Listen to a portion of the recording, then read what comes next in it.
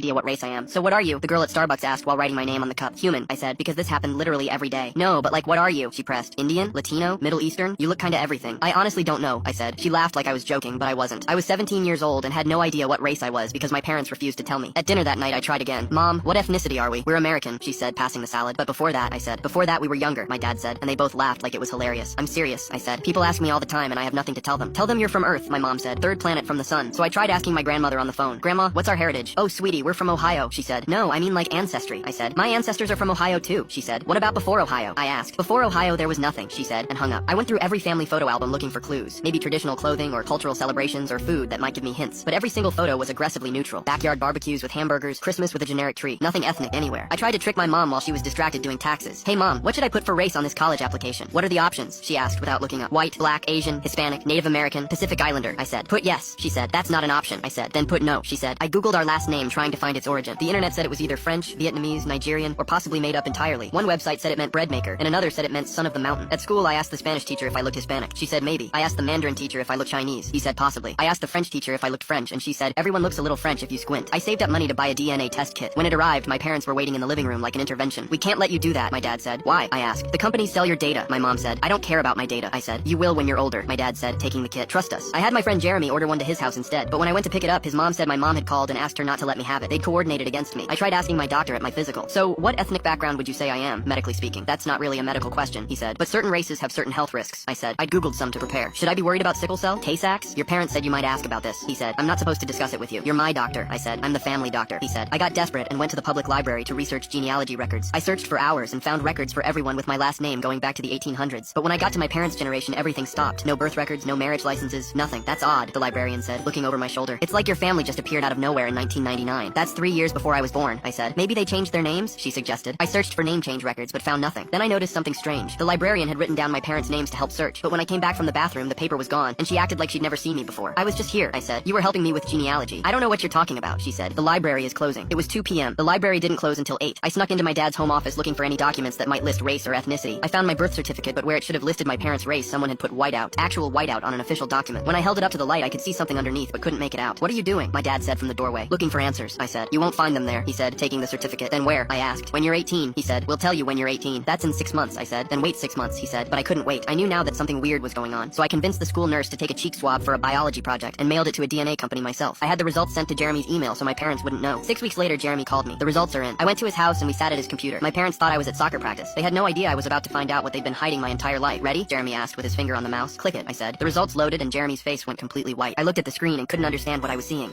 The screen showed 43 people listed as half-sibling matches. Below that was an ethnicity breakdown that looked like someone had mixed together every possible ancestry test result.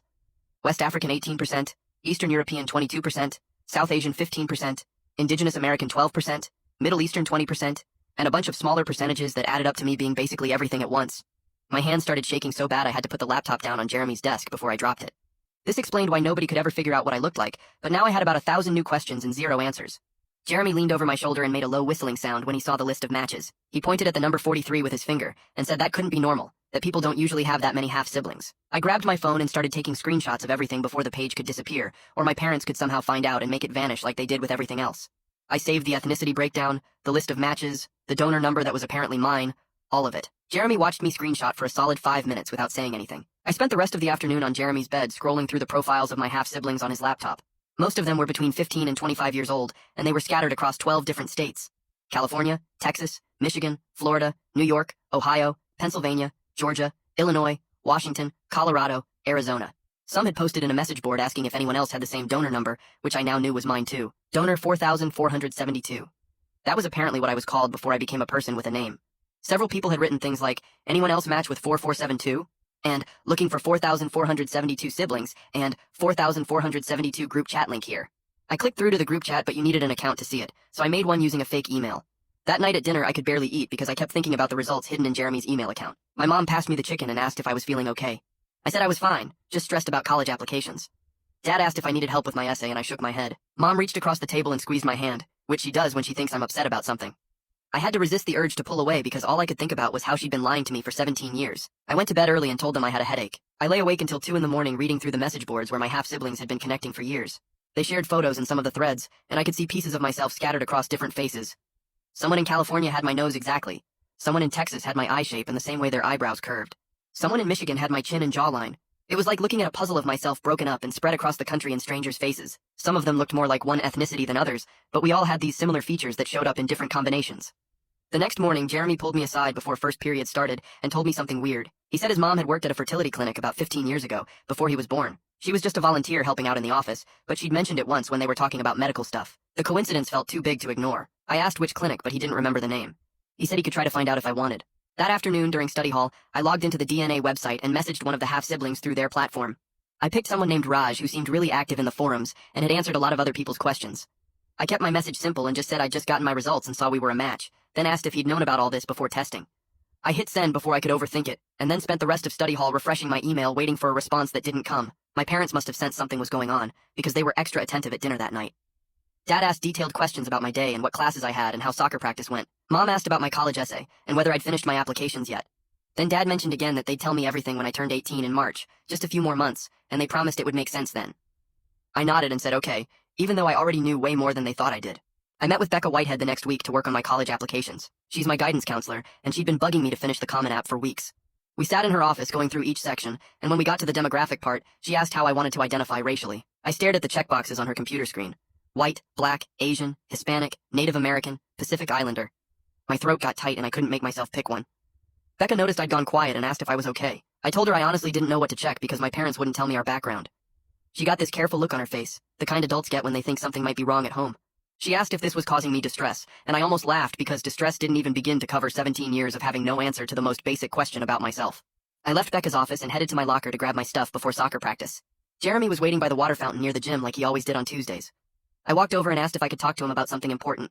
He said sure, and we moved to the empty stairwell by the science labs. I brought up his mom working at that fertility clinic and asked if he could maybe find out which one it was, or if she remembered anything about donors or records. Jeremy's face changed immediately. He took a step back and shook his head. He said his mom had been getting weird phone calls from my mom for the past week, and she was really uncomfortable about the whole thing. I felt my chest get tight. I asked what kind of calls, and he said my mom kept asking his mom not to talk to me about the clinic, or help me with anything related to it. I couldn't believe they were coordinating behind my back again. I told Jeremy I just needed information, and his mom might be the only person who could help me. He said he didn't want to be in the middle of this anymore, and it was making things weird between our families. I snapped that he was already in the middle by letting me use his email for the DNA test. He said that was different, and he was starting to regret it. We stood there staring at each other, and I could feel everything getting tense and wrong between us. He walked away first, and I didn't try to stop him. We didn't talk at all the next day at the school. We didn't talk the day after that either. 3 days after I sent that message to Raj, I got a notification on my phone during math class. I waited until lunch to check it in the bathroom where nobody could see my screen. Raj had written back. He said yeah, he'd found out about everything 2 years ago when he turned 18 and got access to his records. He said our donor was used a lot, way more than normal. He said there was a private group of half-siblings if I wanted to join where they shared medical information and tried to figure out who else was out there. He included a link to a private forum. I clicked it right away and it asked me to create a username. I made up a fake name because I wasn't ready for everyone to know who I was yet. The forum loaded and I saw dozens of posts going back years. I scrolled through thread after thread during the rest of lunch, sitting on the floor in the bathroom stall with my phone. The first thing I noticed was a pinned post at the top that said there were actually 62 confirmed half-siblings in the group. That was way more than the 43 who showed up on my DNA match list. Some people had never tested, or they'd used different companies that didn't share data. Everyone called our donor by a number instead of a name. Donor 4472. There were threads about trying to find him, and threads about medical history, and threads just for people to introduce themselves and share photos. I found the health concerns thread and started reading. My hands were shaking so much I almost dropped my phone. Multiple people reported having heart problems. One person wrote about arrhythmia that started when they were 19. Another person described something called cardiomyopathy that required surgery when they were 23. I had to Google what that word meant, and when I read that it was a disease of the heart muscle, I felt sick. Several other people mentioned autoimmune disorders, and there was a whole discussion in the comments about whether these were just coincidences, or if they were inherited risks we all needed to know about. Someone pointed out that nobody had been able to contact the donor directly to ask about his medical history because the clinic had closed years ago, and all the records were sealed. Another person said they tried to get information through a lawyer but hit a dead end. I kept reading until the bell rang for 5th period, and I was late to class. I called my family doctor's office that afternoon from my car in the school parking lot. The receptionist answered, and I asked to make an appointment for a heart screening. She asked why I needed one, and I said I was worried about heart disease running in my family. She put me on hold for a minute, and when she came back she said I would need a parent to authorize any new tests since I was still a minor. I asked if I could just come in and talk to the doctor about it, and she said no. All new appointments for minors required parental consent. I hung up without saying goodbye. I sat in my car feeling trapped by my age and my parents' secrecy, and a medical system that wouldn't let me access information about my own body. I had real health concerns based on what my half-siblings were reporting, but I couldn't do anything about it without my parents' permission. That night at dinner I brought it up as casually as I could. I said some guys on the soccer team had to get heart screenings, and I thought it would be a good idea for me to get one too. Mom and Dad both looked up from their plates at the same time. They did that thing where they made eye contact with each other and had an entire conversation without words. Dad asked why I was suddenly worried about my heart. I shrugged and said I just wanted to be careful and make sure everything was okay. Mom asked if something happened at practice or if I was having symptoms. I said no, I just thought it was smart to get checked. Dad said those tests were expensive and probably unnecessary for someone my age with no symptoms. I pushed back and said it would give me peace of mind. Mom said they would think about it, but I could tell from her voice that thinking about it meant no. The next day, I spent my lunch period in the library instead of the cafeteria. I went to the computer section in the back and searched for information about birth certificates and vital records. I learned that amended birth certificates were common in adoption cases where the adoptive parents' names replaced the birth parents' names on the official document. I learned that original birth certificates could be sealed by court order and that accessing them usually required a lawyer and a really good reason. Then I searched for my parents' names in the county birth records database just to see what would come up. I typed in my mom's name first and got nothing before 1999. I tried my dad's name and got the same result. No birth records, no marriage license, nothing. It was like they didn't exist before 3 years before I was born. I wrote down the website addresses and some notes about sealed records on a piece of paper and folded it into my pocket. I went back to the library the next day during lunch to do more research. The same librarian was working at the front desk, but when I walked up and asked for help finding more genealogy records, she looked at me like she'd never seen me before. She said she didn't remember helping me yesterday. I reminded her about the search we did for my parents' names and how we found that gap in the records. She got this confused look on her face and said she must be thinking of someone else. I pulled out my notes from yesterday and showed her the website addresses she'd helped me find. She looked at the paper and then back at me and her face got red. She said the genealogy section was reorganized and I needed to leave. I asked when I could come back and she said she didn't know. The whole interaction felt completely wrong, like someone had talked to her or warned her not to help me anymore. I found a student journalist in my English class the next day. Her name was Cassidy, and she wrote for the school paper. I sat down next to her before class started and asked her a hypothetical question about students' rights to access their own medical information. Her eyes lit up immediately and she pulled out a notebook. She started asking me questions about why I was researching this and whether I knew someone who was having problems getting medical records. I kept my answers vague and said I was just curious about the legal side of things. She was sharp though, and I could tell she sensed there was a real story behind my questions. She said she'd look into it and maybe write something for the paper if I wanted to talk more. Jeremy found me sitting alone at lunch 2 days after our argument. He sat down across from me without asking and said he was sorry for getting defensive. I said I was sorry for pushing about his mom. He asked how I was doing and I admitted that the whole thing was making me paranoid. I told him it felt like everyone was in on some secret except me. Jeremy said that was probably not far from the truth, and I knew he was trying to make me feel better, but it didn't work. We agreed to stop fighting about it and just be friends again. I was relieved because I needed at least one person at the school who I could trust. 2 days later, my parents were waiting in the living room when I got home from the school. Dad had his laptop open on the coffee table, and Mom sat next to him with her arms crossed. I knew immediately something was wrong because they never sat like that unless it was serious. Dad turned the screen toward me, and I saw the browser history from the family computer pulled up with all my searches highlighted in yellow. Birth certificates, sealed records, name changes, fertility clinics. I'd been so careful to use Jeremy's computer for the DNA stuff, but I'd gotten sloppy with the other research. Mom's face looked red like she'd been crying, and Dad kept clenching his jaw the way he did when he was trying not to yell. They made me sit down on the chair across from them, and Dad started talking about privacy and boundaries and how I needed to respect their reasons for waiting until I turned 18. Mom kept saying some things are complicated, and they weren't trying to hurt me. I could see she was genuinely upset, not just angry, and that made it harder to stay mad. But I was still furious because they'd had 17 years to figure out how to tell me, and instead they just kept hiding everything. The talk went in circles for almost an hour with them saying wait and me saying I couldn't wait and nobody getting anywhere. Finally, Dad said if I kept pushing, they'd have to take away my computer privileges entirely, and Mom nodded, even though she looked miserable about it. That night I got a notification on my phone from the DNA platform. Someone named Raj wanted to video chat. I waited until my parents went to bed, then set up my laptop in my room with the door locked. When the call connected, I saw a guy who looked maybe 19 or 20 with the same skin tone as me and similar features. We had the same slightly crooked smile and the same shape to our eyes. It was like looking at a version of myself from a couple years in the future. He waved at the camera and said, "Welcome to the sibling club. It's weird at first, but you get used to it." Well, sort of. His voice was casual, but I could tell he remembered what it felt like to be new to all this. We talked for a few minutes about where we lived and how we found out, and he told me there was a whole group of us trying to figure things out together. Then Raj said his sister wanted to say hi, and another face appeared on the screen. Sita looked younger than Raj, maybe 17 like me, and she had darker hair but similar features. She explained they lived in Minnesota and found out about each other through the same DNA test 2 years ago. She pulled up a document on her screen and showed me how the group had been trying to track down information about the clinic and the donor, but kept hitting dead ends. The clinic shut down 8 years ago after some kind of legal trouble, and all the records got sealed or destroyed. She said they had a private forum where everyone shared what they knew and tried to piece things together. There were medical histories and family trees and timelines of when people were conceived. It was way more organized than I expected. Sita said some people had managed to get partial information through lawyers, but most of the parents had signed agreements that kept everything locked down. Then Sita told me about Amaya, one of our half-siblings who had to get emergency heart surgery last year at age 24. She pulled up a photo of a girl who looked healthy and normal, smiling at a beach somewhere. Sita explained that Amaya collapsed at work one day, and they found out she had a genetic heart condition. The doctors kept asking about family history, but she couldn't tell them anything because she didn't know about all of us yet. After she recovered and joined the group, she shared all her medical records so the rest of us would know to get checked. Sita said that's why they try to share medical stuff now, because it could literally save someone's life. She sent me a link to a shared document with all the health information people had reported. I scrolled through it and saw multiple mentions of heart issues, some autoimmune disorders, a few cases of early hearing loss. It was scary seeing it all laid out like that, knowing any of it could be waiting for me too. The next morning at breakfast, I brought up the heart screening again. I tried to sound casual and said I'd been reading that heart disease can run in families and I was worried about it. Dad looked up from his coffee and asked if someone said something to me about family health history. I could feel him watching my face for clues. I stayed vague and said I just wanted to be checked because some guys on the soccer team had to get screenings, and it seemed like a good idea. Mom and Dad did their silent communication thing where they just looked at each other for a few seconds. Finally, Mom said she'd look into it, but I needed to stop obsessing over things I couldn't control. Dad added that these tests were expensive, and I shouldn't go looking for problems that probably weren't there. I wanted to tell them about Amaya and the shared medical document, but I knew that would just prove I'd been talking to the half-siblings they didn't want me connecting with. At the school the next day, 3 different people asked me if it was true that I didn't know what race I was. The first was a girl from my math class who cornered me at my locker before first period. Then 2 guys from the soccer team brought it up at lunch like it was some kind of joke.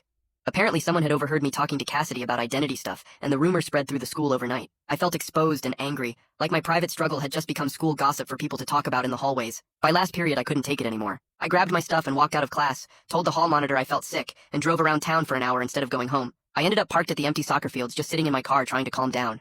My phone buzzed with texts from Jeremy asking where I was, but I didn't answer. The next morning Cassidy found me in the parking lot before school started.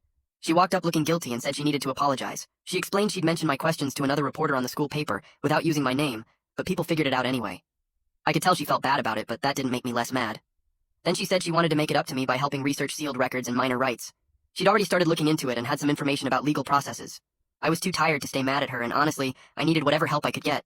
We agreed to meet in the library during lunch to go over what she'd found. That weekend my parents got a phone call from the school counselor about my distress regarding family identity issues. I wasn't there when the call happened, but I heard them talking about it in the kitchen afterward. When they called me downstairs, the conversation got explosive fast. Dad accused me of making them look bad and embarrassing the family by talking about private stuff at the school. Mom started crying and saying they tried so hard to give me a normal life. I yelled back that normal includes knowing basic facts about yourself and not having to lie when people ask simple questions. Dad said I was being dramatic and ungrateful. I said they were being secretive and controlling. Mom said I didn't understand how hard this was for them. I said they didn't understand how hard it was for me to live 17 years not knowing who I was. We went back and forth until I was shouting and Mom was sobbing and Dad told me to go to my room. I locked myself in and pulled out the hidden phone to message the half-sibling group. I typed out everything that had happened with my parents and the school counselor and feeling like I was losing my mind. Within an hour I had responses from a dozen people sharing their own stories. Rory from Michigan said he didn't speak to his parents for a year after finding out they'd lied to him his whole life. Dinesh from 2 towns over said his parents still won't acknowledge the truth, even though he's shown them the DNA results. Someone named Maya said her mom finally admitted everything, but only after Maya threatened to cut off contact completely. Reading through all the messages made me feel less alone, but also more angry that this was such a common experience. All these parents making the same choice to hide the truth, and all these kids dealing with the same confusion and anger. On Monday, Cassidy found me after school and said she'd connected with someone who might be able to help, a legal aid attorney named Heather Marshall, who sometimes helped students with family law questions. Cassidy had already reached out, and Heather agreed to meet with me. We set it up for Wednesday afternoon at a coffee shop downtown. I told my parents I had a study group and drove there after school. Heather was already sitting at a corner table with a notepad and a coffee when I arrived. She looked maybe 35 with glasses and a kind face, and I sat down and started explaining everything from the beginning. The DNA test, the 43 half-siblings, my parents' refusal to provide information, the sealed records, the browser history confrontation, all of it. She listened carefully and took notes without interrupting. When I finished, she asked a few questions about the timeline and whether I had copies of any documents. I showed her screenshots on my phone of the DNA results and some of the half-sibling forum posts. She studied them for a minute, then looked up and said we needed to talk about what my options actually were as a minor. Heather pulled out a folder with papers and started going through what I could and couldn't do legally. She explained that minors have almost no rights when it comes to sealed records or medical decisions without parents saying yes. The system protects kids, but sometimes that protection becomes a wall, she said. I could try to ask a court for my original birth certificate, but I'd need a lawyer and my parents would find out right away. The whole process could take months or even years and might not work. She wrote down some names of lawyers who handle this stuff, but warned me they cost money I probably didn't have. I left the coffee shop feeling more trapped than before. That night I googled the county records office and found a supervisor named Ken Roman who dealt with birth certificates and sealed records. I waited until my parents were both at work the next day and called from Jeremy's phone. I told Ken I was doing research for a school project about sealed records. He seemed happy to explain how it all worked. He said name changes and sealed records happen a lot in adoption cases and in legal settlements with fertility clinics. If there was a settlement, those records usually get locked up really tight, he said. Sometimes courts seal everything as part of the agreement. I thanked him and hung up, then sat in my car in the school parking lot just staring at the steering wheel. Everything clicked into place in my head. I was almost definitely donor conceived from a clinic that had problems. My parents changed their names and sealed all the records as part of some legal deal. They'd been hiding this my whole life. Everyone knew. Grandma knew. My doctor knew. Even Jeremy's mom knew. They'd all been helping my parents keep this secret from me for 17 years. I drove home and called Grandma from my room with the door locked. I asked her straight out about fertility treatments and donor conception. The phone went silent for so long I thought she'd hung up. Then she said I needed to talk to my parents about this and it wasn't her story to tell. But right before she hung up, she said something that made my stomach drop. The agency promised us it would be private, she said. Then the line went dead. I barely had time to process what she'd said before my dad knocked on my door. He came in looking really mad and asked if I'd been making phone calls about family business. Turns out the county records office had caller ID, and Ken had called my parents to let them know someone was asking questions about sealed records from their address. Dad took my phone right out of my hand. Mom came in and took my laptop. They said I was grounded until I could respect their privacy and their choices. I was so mad I couldn't even speak, but part of me had been ready for this. I'd already hidden Jeremy's old phone in a box under my bed with all my half-sibling contacts saved. That night after my parents went to sleep, I pulled out the hidden phone and messaged the group. Within an hour, Dinesh responded. He lived only 30 minutes away and offered to meet in person. We set it up for Saturday at a park between our towns. I tell my parents I had soccer practice. Jeremy said he'd cover for me if anyone asked. Saturday morning, I drove to the park and found Dinesh sitting at a picnic table near the playground. When I walked up, I felt weird because we looked similar enough that people might think we were cousins or even brothers. Same skin tone, same height, similar face shape. We shook hands and sat down and he started telling me his story. He found out at 16 when his parents finally told him after he kept pushing. His parents had also changed their names. He'd been fighting for information for 2 years now. It gets a little easier, he said, but the anger doesn't really go away. We spent 2 hours comparing everything we knew. Then Dinesh suggested we try to find the actual fertility clinic together. We went back to his house and used old phone books and internet archives to track down the address. It took forever, but we finally found it. We drove there together and my heart was racing the whole way. But when we pulled up to the address, it was a dentist office. We went inside and asked the receptionist about the fertility clinic. She got the property manager on the phone for us. He said the clinic closed in 2015 after some legal problems. All the records got sealed or destroyed. Another dead end. I drove home feeling defeated. Then on Monday, Cassidy found me before first period. She'd written an article for the school paper about students' rights to their own medical information and family history. She didn't use my name, but she included quotes from our interview about donor conception and sealed records. The article went up on the school website that morning. By lunch, my parents had seen it. They called me out of class to come home. The drive back was silent and awful. At home, they asked if I'd talk to a reporter about our private family matters. I said yes because I needed help and they weren't giving me any. Mom started crying. Dad said I'd embarrassed them and broken their trust. I said they'd lied to me for 17 years, so maybe we were even. Nobody won that fight. The next day at the school, my soccer coach pulled me aside and said I was benched for creating problems. He didn't say it was because of the article, but I knew. In the hallways, some teachers gave me these sad, sympathetic looks that made me want to disappear. But then something unexpected happened.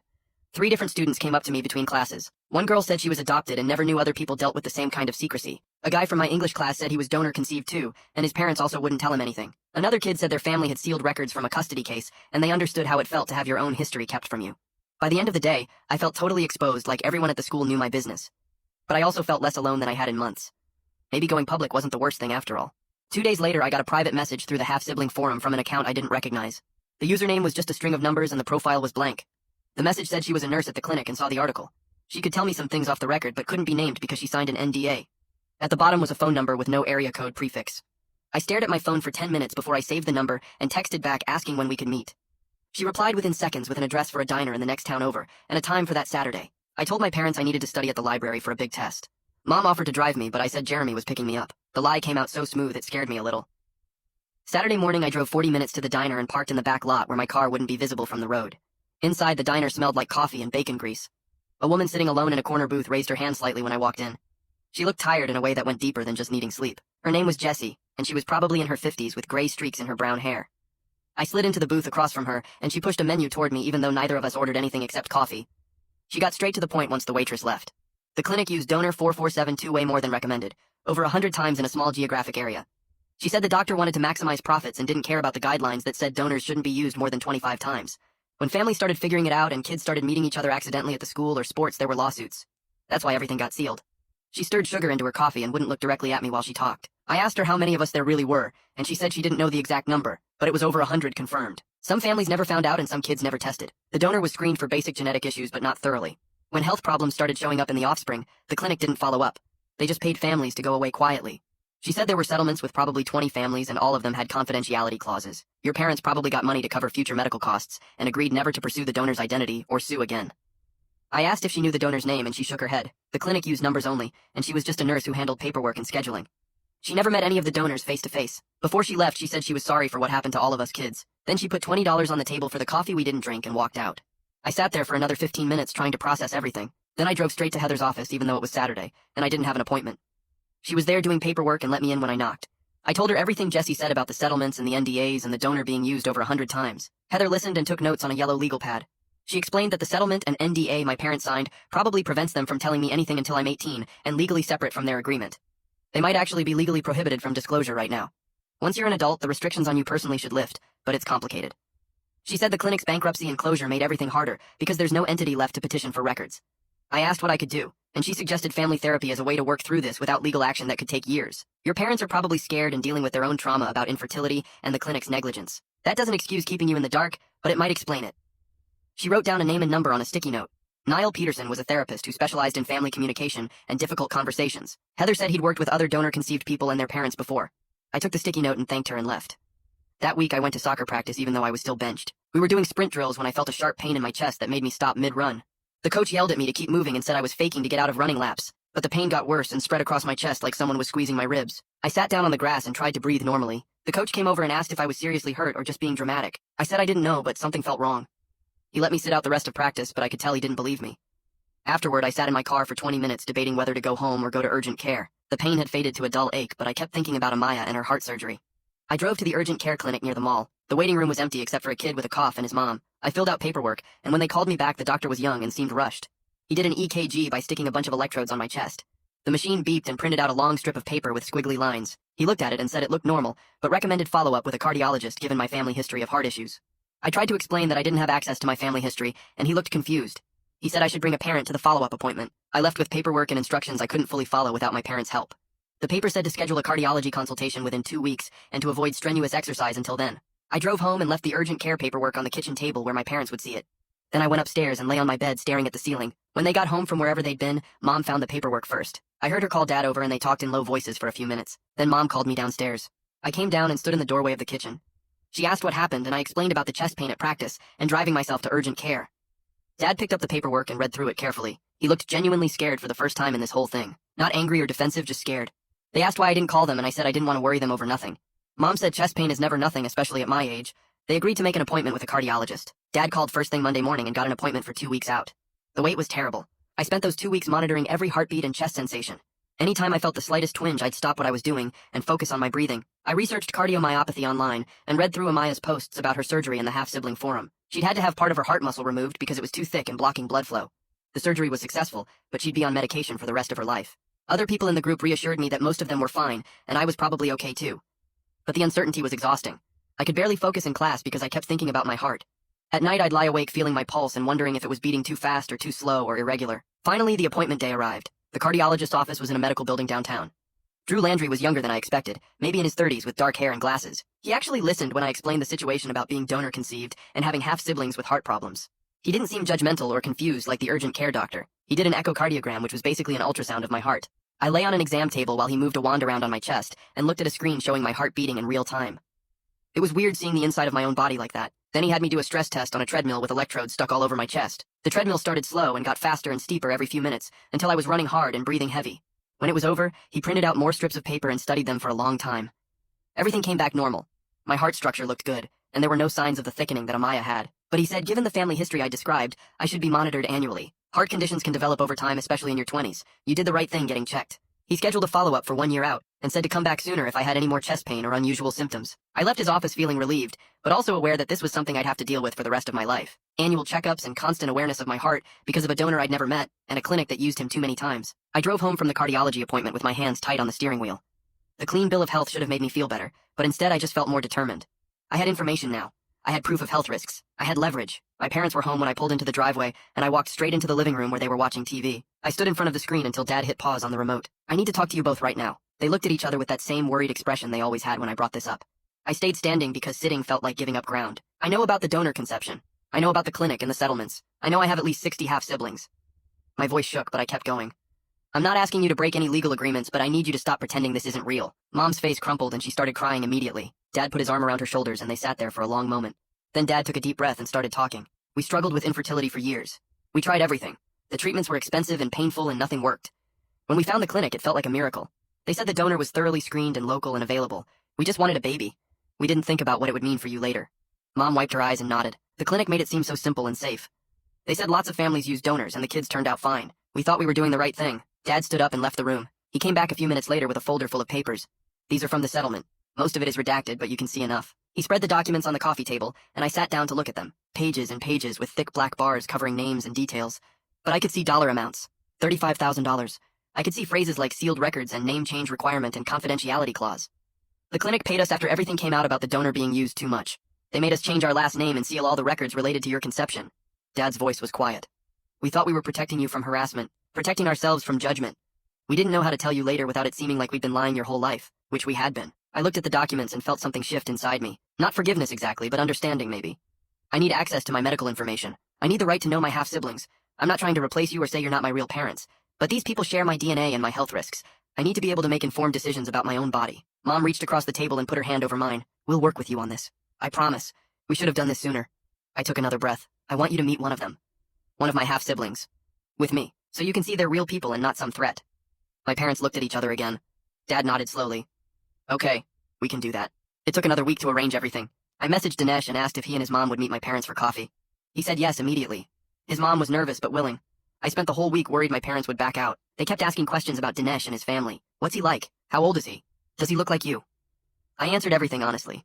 The morning of the meeting I could barely eat breakfast. We drove to a coffee shop in a town between ours and Dinesh's. Neutral territory. My parents were quiet in the car. When we walked in, Dinesh and his mom were already sitting at a corner table. Dinesh stood up when he saw us, and I could see my mom's face change. The resemblance was obvious even from across the room. We sat down and nobody knew what to say at first.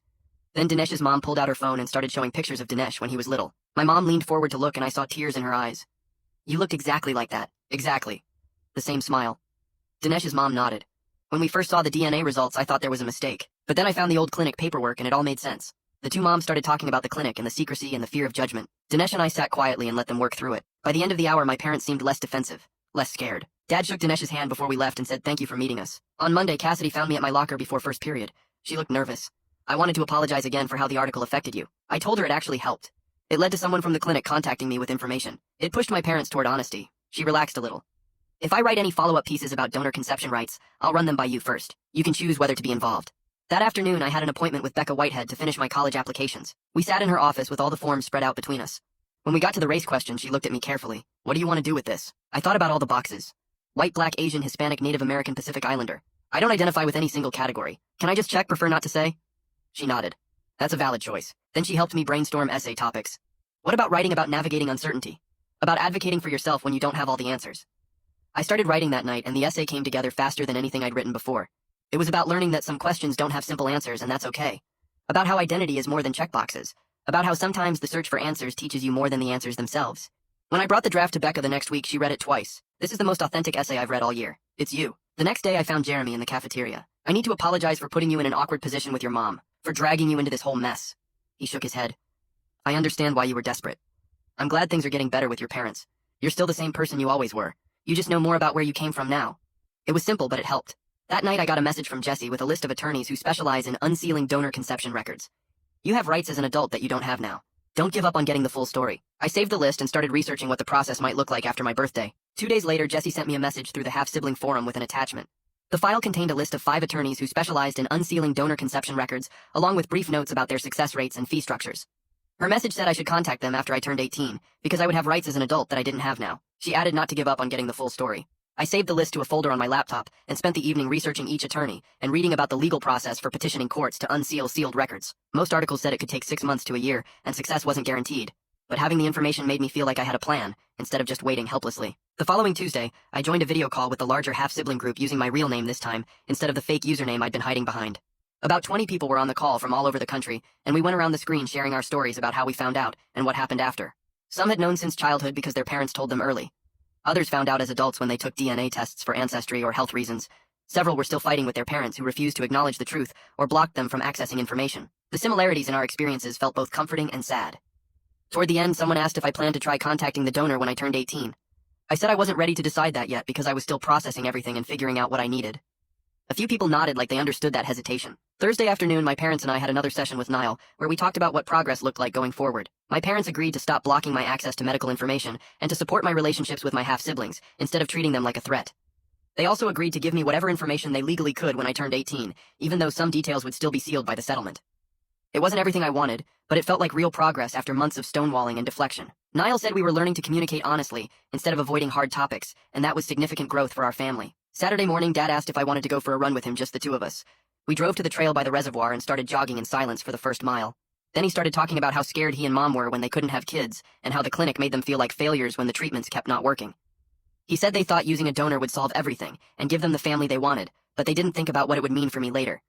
He admitted they handled this badly and were so focused on protecting themselves from judgment and harassment that they didn't think about what I needed. I told him I was still angry about the lies and the years of deflection, but I was trying to understand their perspective too. We ran another 2 miles without talking, and it felt like something between us had shifted slightly. The acceptance letter arrived in early December from the in-state university with a decent scholarship and a solid program. I opened it at the kitchen table and just stared at the congratulations paragraph for a minute. It felt like a small victory, even though it didn't solve the bigger questions about my identity or give me the answers I'd been searching for. I was learning that life kept moving forward even when you didn't have all the answers you wanted, and sometimes you had to make decisions with incomplete information. That afternoon, I called Drew Landry's office and scheduled my own follow-up cardiology appointment for next year, putting it in my phone calendar. Taking charge of my own health monitoring felt like a step toward adulthood and independence. His office sent me the intake paperwork, and I filled it out myself, including the family history section, where I listed the heart conditions reported by my half-siblings in as much detail as I had. I met with Heather one more time the following week to prepare for petitioning to unseal my records after my 18th birthday in March. She spread out forms and explanations across her desk and walked me through the process step by step. She explained it would take months and might not succeed because courts were often reluctant to break sealed settlements, but I had the right to try. She said advocating for myself mattered regardless of the outcome. I left her office with a folder full of forms and instructions and a clearer sense of what the next year might look like. At our next family dinner, I asked my parents direct questions about the clinic and the donor and the settlement instead of dancing around the topic. They gave me direct answers instead of jokes or deflections. They couldn't tell me everything because of the legal agreements, but they told me what they could about the timeline and the process and why they made the choices they made. It was still frustrating to hit walls where information was sealed, but the honesty felt like progress. We were learning to talk about this like it was real instead of pretending it didn't exist or waiting for some magical future date when everything would suddenly be okay. I was filling out my final college application when I got to the demographics section one last time. I looked at the boxes for race and ethnicity and checked prefer not to disclose. I realized I was okay with that choice. I didn't have all the answers about my identity, and I might never have them completely, but I knew who I was as a person. I had a plan for getting more information when I turned 18. I had a community of half-siblings who understood what I was going through. I had parents who were finally being honest with me, even if they couldn't tell me everything. It wasn't the ending I imagined when I first saw those DNA results at Jeremy's house, but it was real, and it was mine. That's where we'll end today's story. Thanks for being here. It really makes a difference knowing these words reach someone. I hope it added a bit of warmth to your day. Subscribe if you'd like to keep sharing stories like this together.